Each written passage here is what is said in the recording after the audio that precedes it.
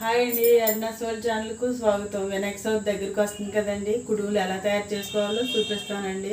చాలామంది కుడుములు తయారు చేయడం రాదు కదండి, కొత్తగా పెళ్ళైన వారికి కట్టాను.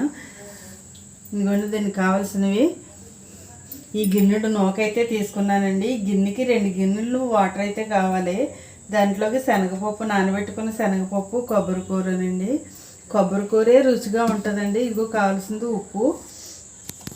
కొబ్బరి కూర వేసుకుంటే బాగా రుచిగా అయితే ఉంటుందండి.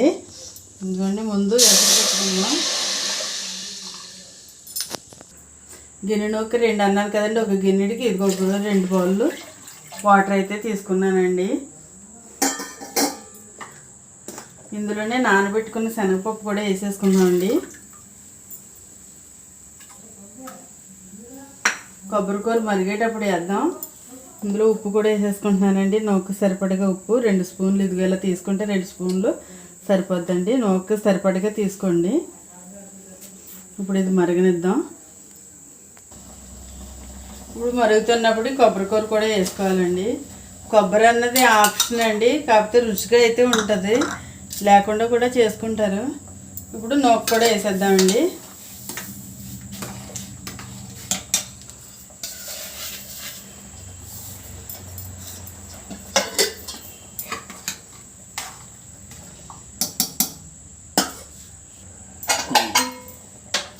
ఇప్పుడు సిమ్లో పెట్టి మూత పెడదామండి, మగ్గిపోద్ది.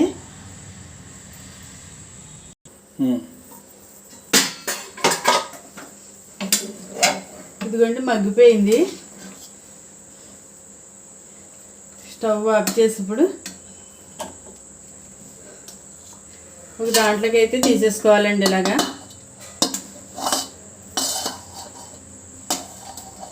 ఒక ఇడ్లీ పాత్ర తీసుకుని అందులో కొంచెం వాటర్ వేసుకుని ఇలా రేకులు అయితే సిద్ధం చేసుకోవాలండి. ఎందుకంటే ఆవిరి పడదామని. ఆవిరి పడితేనే కుడుములు బాగుంటాయి. చాలామంది ఆవిరి పట్టరంటండి, కానీ ఆవిరి పట్టుకుంటేనే కుడుములు టేస్ట్ అనేది ఉంటుందండి. పెట్టుకోండి, వేడి వేడిది కదా పట్టుకోలేము. చేయి తడి చేసుకున్న తర్వాత చుట్టుకోవడమే.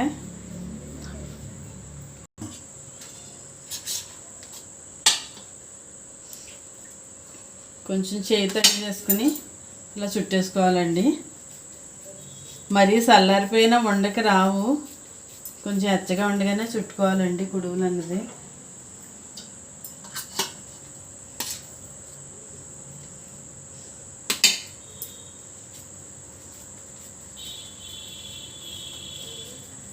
ఇలా చుట్టేసుకుని ఇదిగోండి ఇడ్లీ పాత్ర నిండా పెట్టుకోవాలి.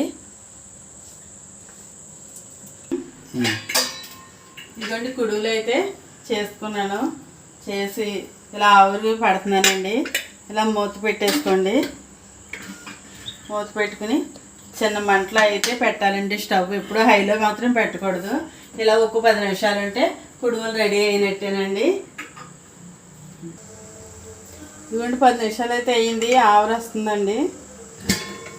అదిగోండి ఆవిరి చూసారా, కుడుములు అయితే రెడీ అయిపోయినాయండి.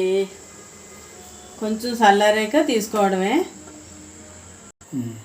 కుడుములు చూసారండి ఎలా చేశానో.